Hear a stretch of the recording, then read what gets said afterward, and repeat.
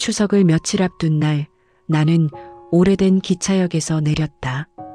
바람은 차가웠고 도시의 소음과 불빛에 익숙해진 몸은 낯선 고향의 고요에 움츠러들었다. 멀리 보이는 시골집 지붕 위로는 연기가 피어올랐고 그 냄새는 어린 시절 나를 품었던 기억과 동시에 숨겨진 상처를 일깨웠다. 한참을 걸어 집 앞에 도착했을 때 나는 마음속으로 다짐했다. 이번 추석만은 그냥 조용히 지나가자. 엄마와 더 이상 싸우지 말자. 하지만 문을 열자마자 코끝을 찌르는 명절 특유의 냄새, 떡과 나물, 갈비 양념의 향이 나를 곧장 현실로 끌어냈다. 엄마는 나를 보자마자 눈가를 붉히며 웃었고 나는 잠시 마음이 놓였다. 하지만 그 미소 속에서 이미 나는 긴장을 풀 수 없었다. 엄마의 시선은 이미 올케에게 향해 있었다. 여보, 상에 올리기 전에 이거 좀 봐. 나는 부엌 구석에 서서 그녀의 말을 듣지만 말끝마다 느껴지는 차별은 숨을 막히게 했다.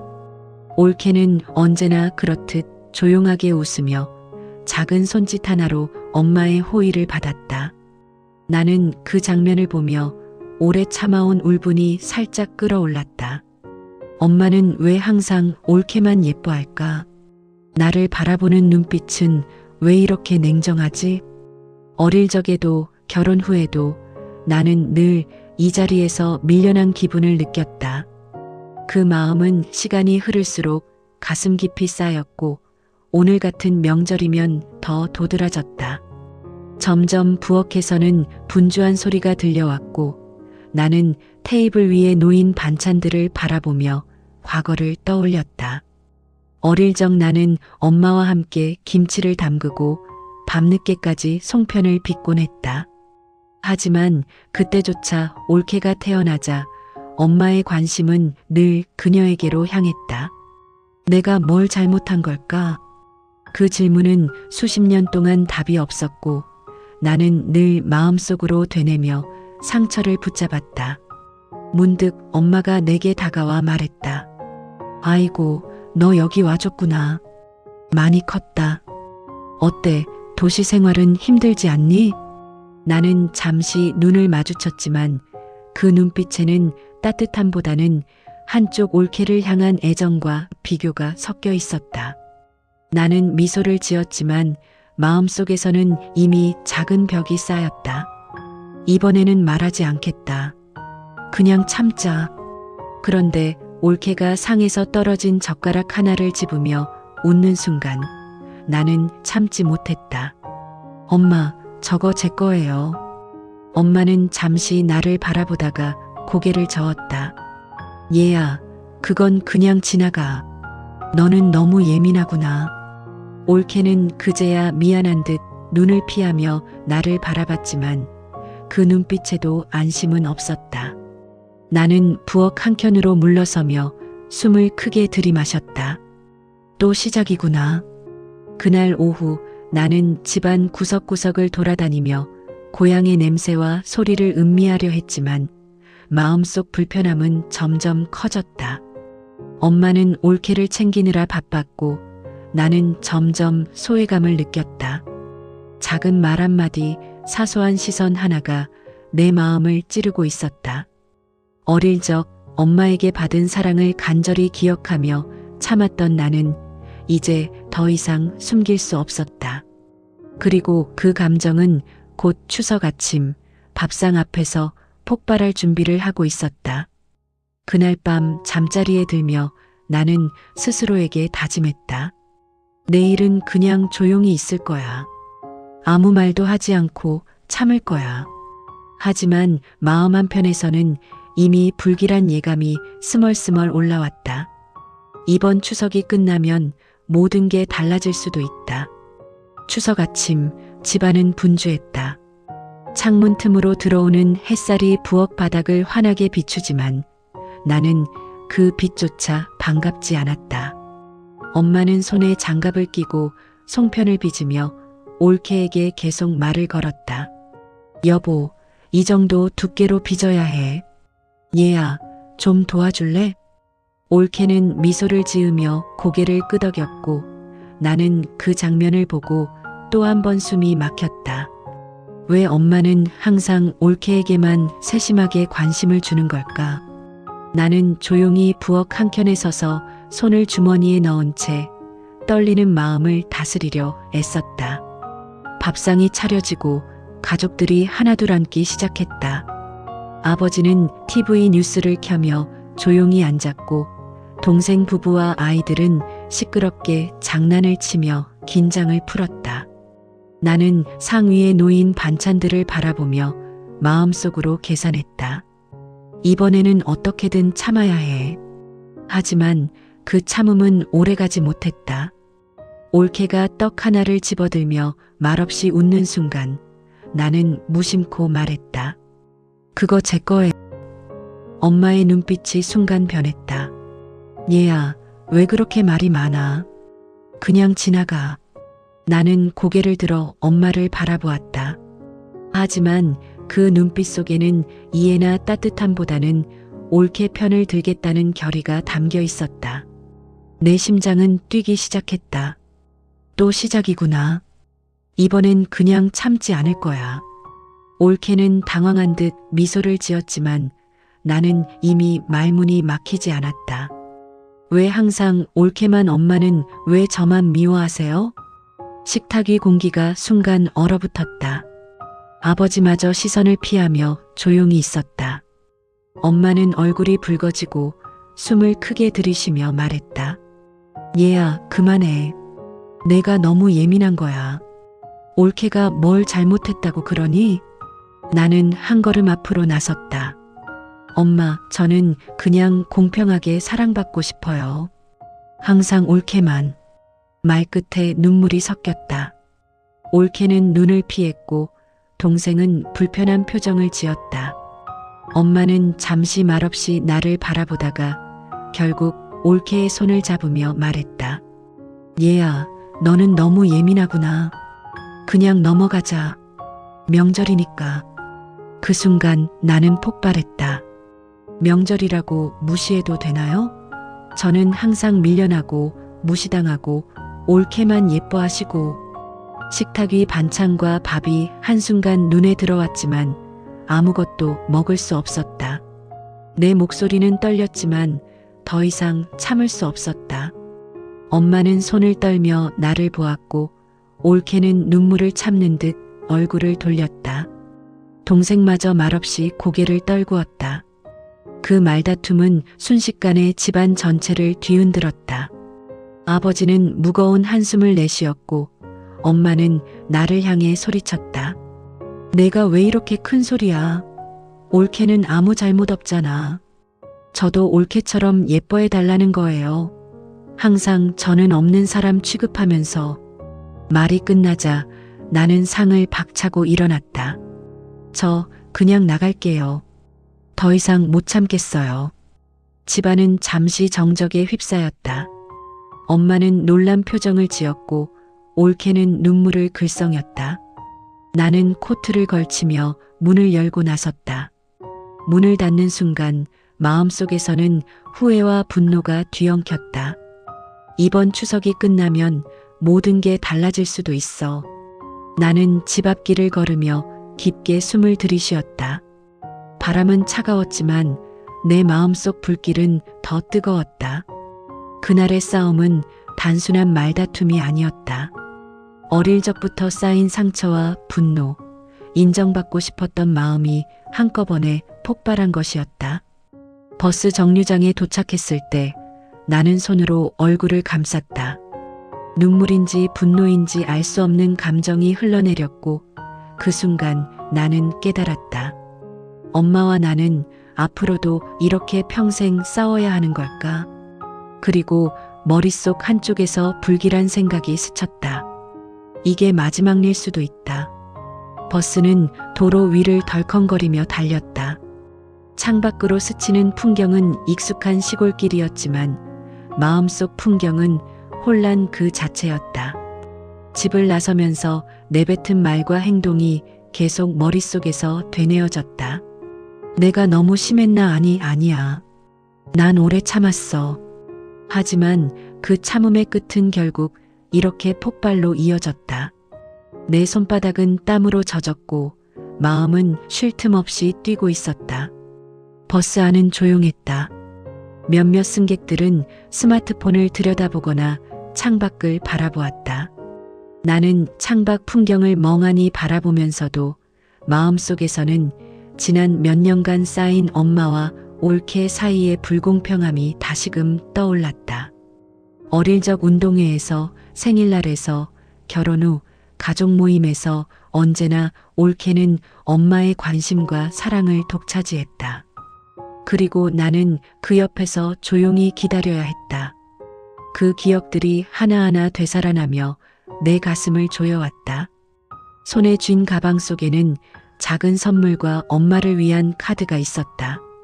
그것조차 무색해질 만큼 오늘 아침의 싸움은 내 마음을 무겁게 짓눌렀다. 내가 이렇게 도망가면 엄마는 나를 오해할 거야. 눈물이 차올랐지만 그 눈물을 내보이지 않으려 애썼다. 나는 한숨을 크게 내쉬며 의자에 기대었다. 심장이 뛰고 손이 떨리고 머릿속은 끝없는 후회와 분노로 뒤엉켜 있었다. 한참을 그렇게 멍하니 있던 나는 문득 불길한 생각에 사로잡혔다. 이번 추석이 끝나고 나면 엄마와 나는 다시는 마주할 수 없을 수도 있어. 그 생각에 숨이 막혔다. 머릿속에서 시끄럽게 울리는 엄마의 목소리와 올케의 눈빛이 겹쳐졌다. 왜 나는 늘 이런 기분을 느껴야 할까? 왜 엄마는 나를 똑같이 사랑하지 못할까? 버스는 시속을 조금씩 늦추며 작은 마을을 지나쳤다. 나는 창문에 얼굴을 붙이고 바깥의 풍경을 바라보았다. 하지만 눈앞의 나무와 논밭은 보이지 않았다. 오직 마음속에서 요동치는 분노와 슬픔만 선명하게 느껴졌다. 머릿속에서는 지난 수십 년간 쌓인 상처들이 쉴 새 없이 떠올랐다. 그리고 나는 깨달았다.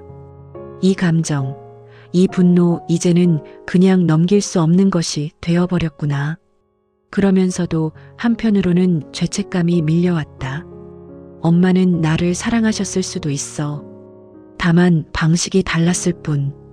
그 생각이 머리를 스치자 눈물이 다시 흐르려 했지만 나는 억지로 눈을 감았다.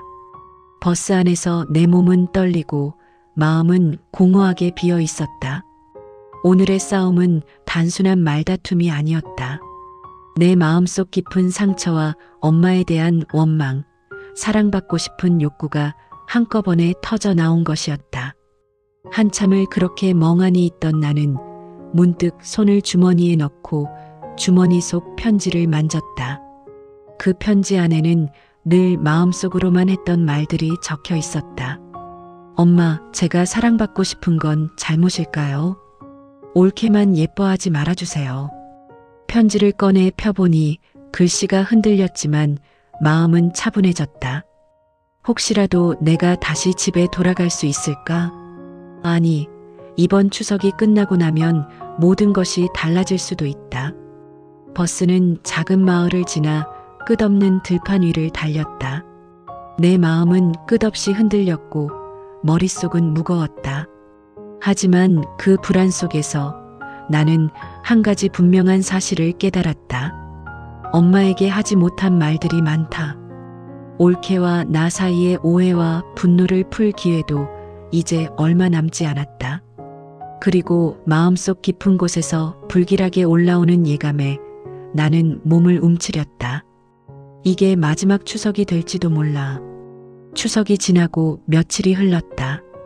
도시의 아파트에서 일상으로 돌아왔지만 마음속 무거움은 사라지지 않았다. 휴대폰은 손 닿는 곳에 있었지만 나는 엄마에게 전화를 걸지 못했다. 그날 아침의 싸움, 눈물, 그리고 버스 안에서 느낀 불안과 후회가 머릿속에서 떠나지 않았다. 엄마가 이해해주지 않을 거야. 아니, 이해한다 해도 이미 늦었을지도 몰라. 그 생각에 손이 떨렸고 결국 전화기를 붙들고도 버튼을 누르지 못했다. 첫날은 마음을 달래며 무심하게 지냈다. 둘째 날, 세 번째 날. 엄마에게서 걸려온 전화가 여러 번 있었지만 나는 받지 않았다. 벨소리가 울릴 때마다 심장이 쿵 하고 뛰었다. 엄마가 화나셨겠지, 아니, 걱정하고 계신 걸 수도 있어. 하지만 그 마음은 곧 불안으로 변했다. 혹시라도 오늘이 지나면 돌이킬 수 없을 수도 있다는 생각이 나를 짓눌렀다. 넷째 날 아침 동생에게서 전화가 걸려왔다. 언니, 엄마가 쓰러지셨어. 그 말에 나는 숨이 막혔다. 손에 들린 전화기를 떨어뜨릴 뻔하며 몸이 떨렸다. 무슨 소리야? 동생의 목소리는 떨렸지만 단호했다. 병원이에요. 응급실 지금 바로 와야 해요. 가슴이 쿵 하고 내려앉았다. 버스 안에서 느꼈던 불길한 예감이 현실이 된 순간이었다. 나는 가방을 챙기고 아파트 문을 박차며 택시를 잡았다.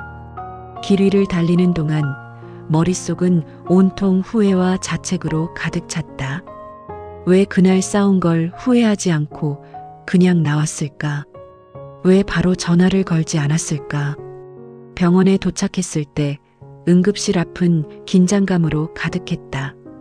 간호사와 의사의 눈빛 속에서 나는 두려움을 느꼈다. 얼굴을 잔뜩 찡그린 채 병실 문을 열고 들어서자 엄마는 산소 마스크를 쓰고 누워 있었다. 머리카락은 흐트러져 있었고 숨소리는 약했다. 내 발걸음이 떨렸지만 나는 무심코 손을 잡았다. 엄마, 제가 죄송해요. 정말 미안해요. 엄마는 천천히 눈을 뜨며 나를 바라보았다.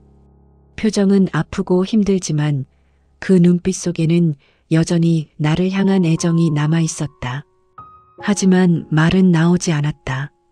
나는 주머니 속에 넣어둔 작은 편지를 꺼내 손에 쥐었다. 엄마, 그날 싸워서 미안해요. 이제라도 이해해 주세요. 손끝이 떨렸지만 마음속 한구석에서는 따뜻한 위로와 아픔이 동시에 밀려왔다. 그날 밤 나는 병실에서 엄마의 손을 꼭 잡고 앉았다. 말없이 서로의 숨소리만이 방 안을 채웠다. 편지 속에는 엄마의 진심이 담겨 있었다. 나는 언제나 너 편이었다. 너를 사랑했지만 방식이 서툴렀을 뿐이다. 읽으면서 눈물이 흐르고 동시에 오래 참았던 감정이 폭발했다.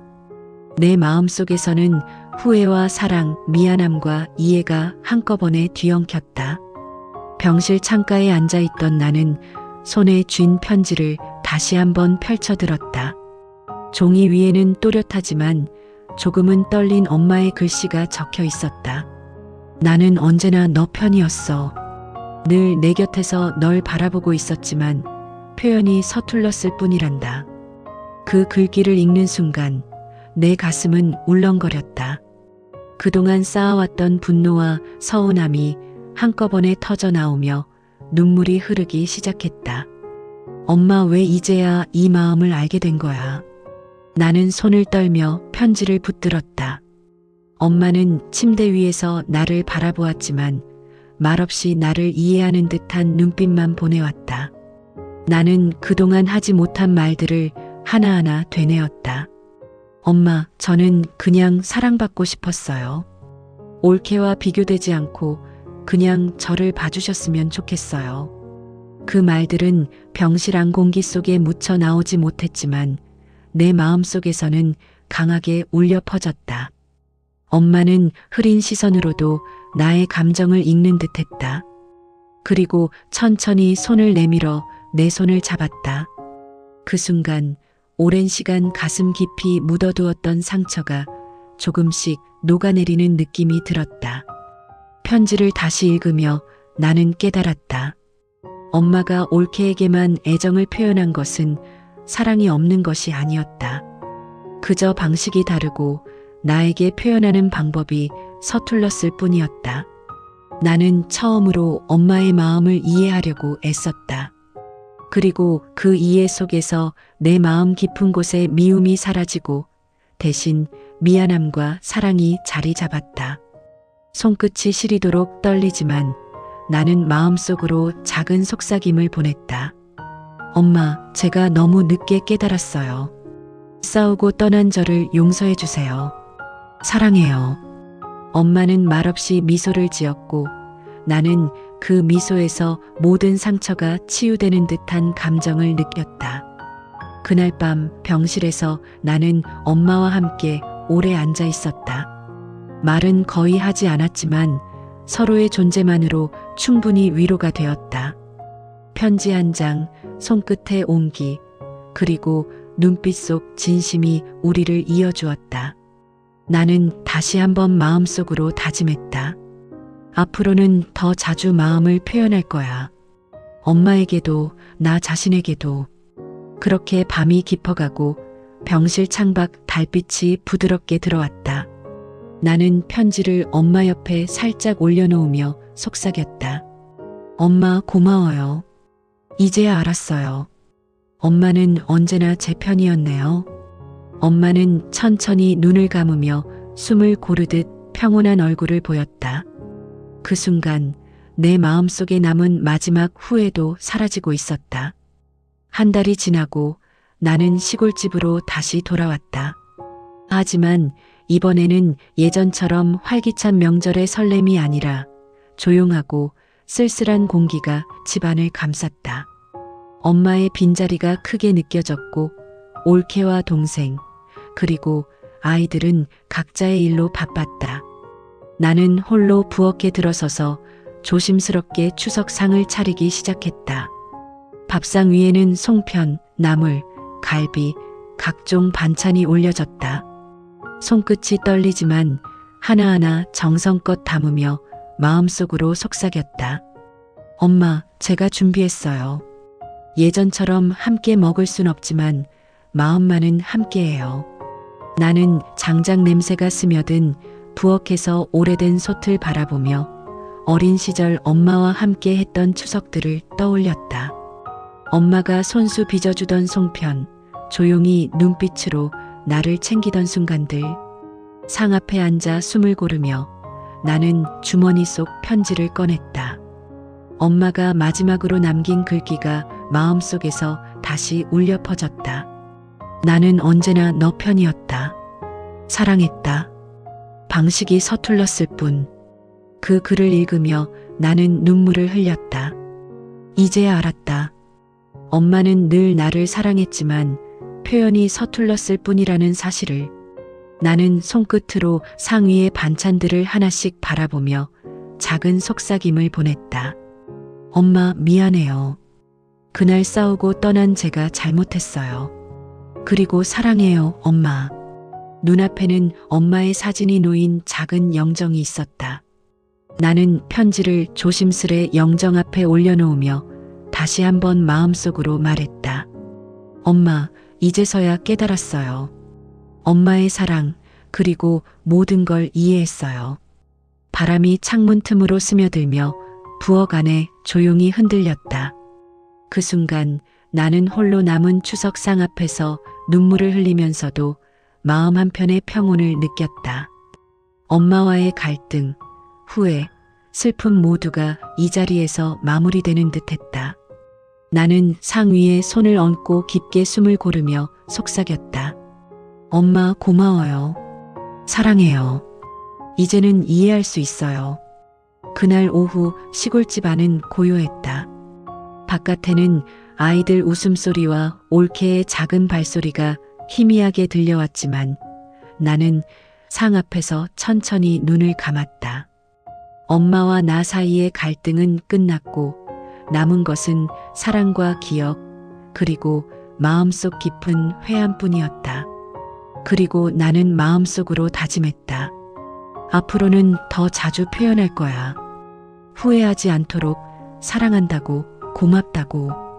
그 다짐과 함께 나는 마지막 추석 상 앞에서 조용히 엄마를 떠올리며 이제야 비로소 평온한 마음으로 앉아 있었다.